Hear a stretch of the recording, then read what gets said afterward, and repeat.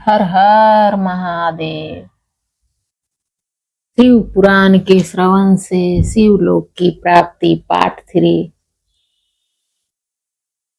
तत्पश्चात समय के पूरे होने पर भक्ति ज्ञान और वैराग्य युक्त हुई चंचुला ने अपने शरीर को बिना किसी कष्ट के त्याग दिया। इतने में ही त्रिपुर शत्रु भगवान शिव का भेजा हुआ एक दिव्य विमान दूत गति से वहां पहुंचा, जो उनके अपने गणों से संयुक्त और भांति भांति के शोभा साधनों से संपन्न था। चंचुला उस विमान पर बैठकर भगवान शिव के श्रेष्ठ पार्षदों ने उसे तत्काल शिवपुरी में पहुंचा दिया। उसके सारे मल धुल गए थे। वह दिव्य रूप धारिणी दिव्यांगना हो गई थी। उसके दिव्य रूप उसकी शोभा बढ़ाते थे। मस्तक पर अर्धचंद्र का मुकुट धारण किए वह गौरांगी देवी शोभा वाली दिव्य आभूषणों से भी शोभित थे।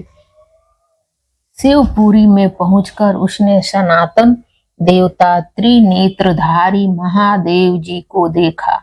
सभी मुख्य देवता उनकी सेवा में खड़े थे। गणेश, भृंगी, नंदीश्वर तथा वीरभद्रेश्वर आदि उनकी सेवा में उत्तम भक्ति भाव से उपस्थित थे।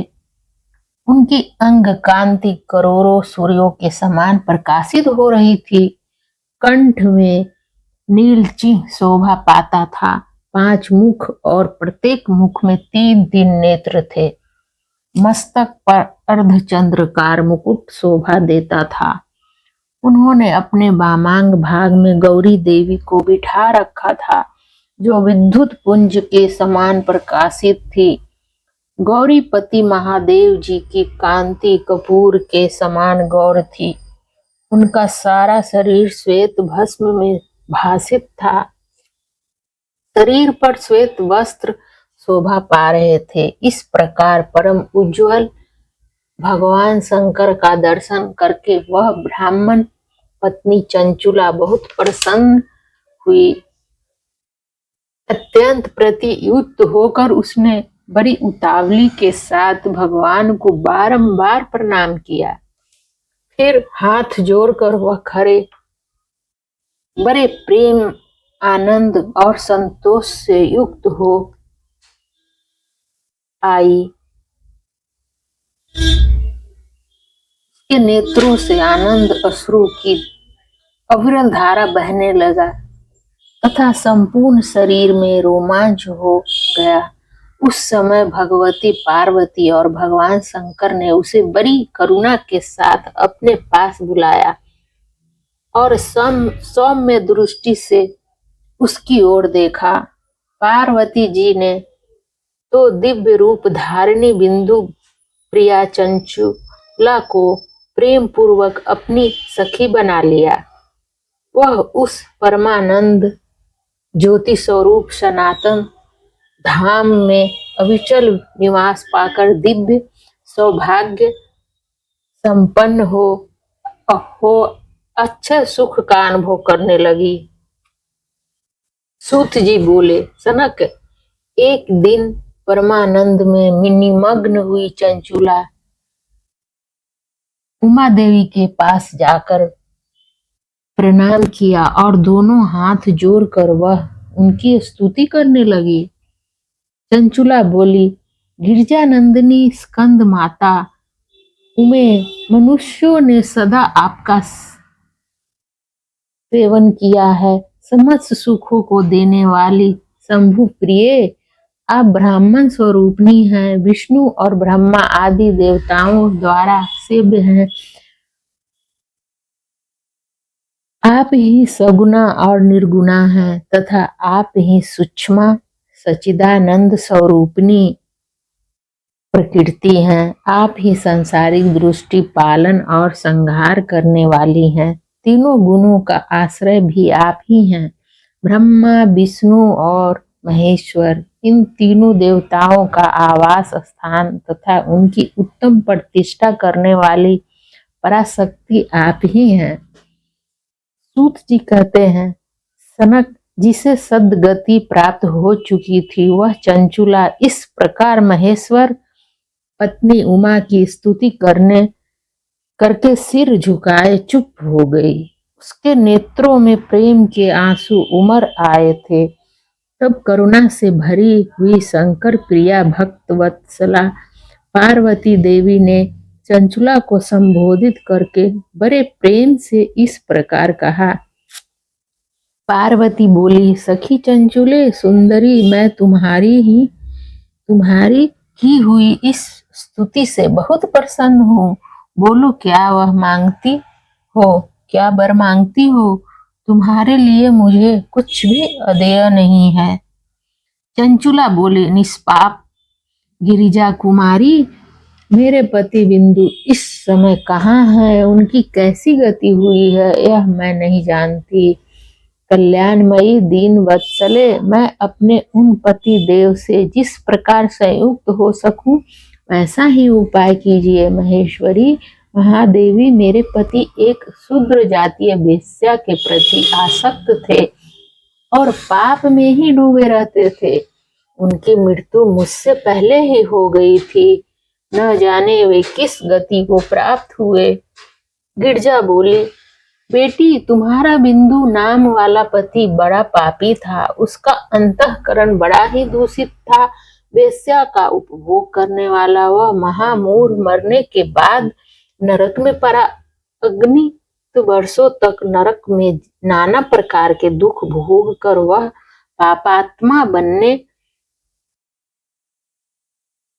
पापात्मा अपने शेष पापों को भोगने के लिए विंध्य पर्वत पर पिचास हुआ है। इस समय वह पिचास अवस्था में ही है और नाना प्रकार के क्लेश उठा रहा है। वह दुष्ट वहीं पर वायु पीकर रहता है और सदा सब प्रकार के कष्ट सहता है। सूत जी कहते हैं, सनक, गौरी नंदिनी की यह बात सुनकर उत्तम व्रत का पालन करने वाली चंचुला उस समय पति के महान दुख से दुखी हो गई। फिर मन को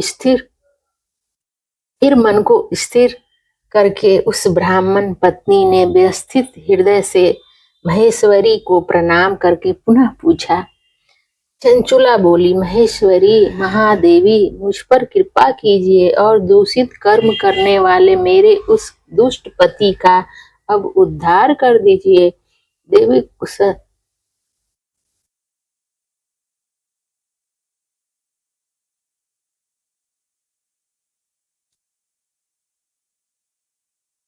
उस पापात्मा पति को किस उपाय से उत्तम गति प्राप्त हो सकती है, यह शीघ्र बताइए। आपको नमस्कार है। पार्वती ने कहा, तुम्हारा पति यदि शिव पुराण की पुण्यमयी उत्तम कथा सुने तो सारी दुर्गति को पार करके वह उत्तम गति का भागी हो सकता है। अमृत के समान मधुर अक्षरों से युक्त गौरी देवी का यह वचन आदर पूर्वक सुनकर चंचुला ने हाथ जोड़कर मस्तक झुकाकर उन्हें बारंबार प्रणाम किया और अपने पति के समस्त पापों की शुद्धि तथा उत्तम गति की प्राप्ति के लिए पार्वती देवी से यह प्रार्थना की कि मेरे पति को शिव पुराण सुनाने की व्यवस्था होनी चाहिए। उस ब्राह्मण पत्नी के बारंबार प्रार्थना करने पर शिव प्रिया गौरी देवी को बड़ी दया आई।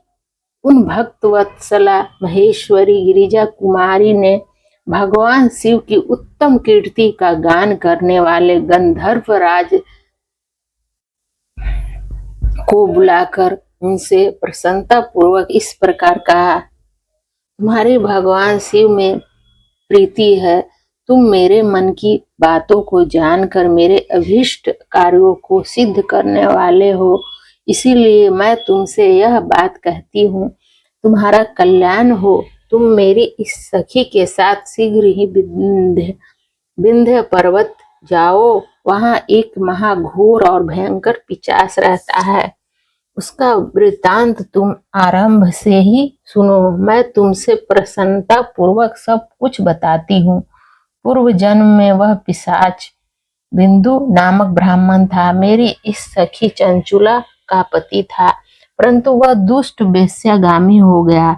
स्नान ध्यान आदि नित्य कर्म छोड़कर अपवित्र रहने लगा। क्रोध के कारण उसकी बुद्धि पर मूढ़ता छा गई थी। वह कर्तव्य का विवेक नहीं कर पाता था। अभक्ष्य भसन, सज्जनों से द्वेष और दूषित वस्तुओं का दान लेना, यही उसका स्वाभाविक कर्म बन गया था।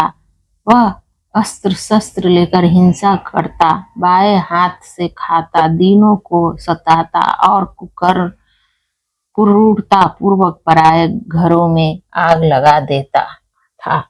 चंडालों से प्रेम करता और प्रतिदिन वेश्या के संपर्क में रहता था। बड़ा दुष्ट था वह पापी। अपनी पत्नी का परित्याग करके दुष्टों के संग में ही आनंद मनाता था। वह मृत्यु प्रयत्न दुराचार में ही फंसा रहा। फिर अंतकाल आने पर उसकी मृत्यु हो गई।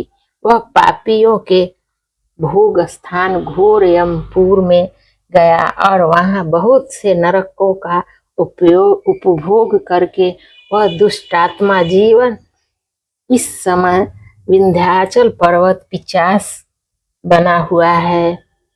वही वह दुष्ट पिचास अपने पापों का फल भोग रहा है।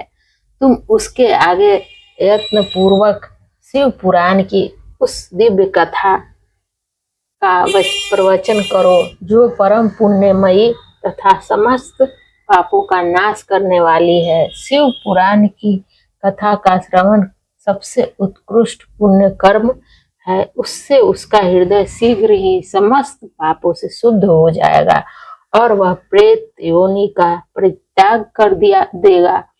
उस दुर्गति से मुक्त होने पर बिंदु नामक पिशाच को मेरी आज्ञा से विमान पर बिठाकर तुम भगवान शिव के समीप ले आओ। हर हर महादेव। आपको ये कथा अच्छी लगी हो तो लाइक कमेंट सब्सक्राइब करें और बताएं कि आपको और कैसी कथाएं चाहिए। हर हर महादेव।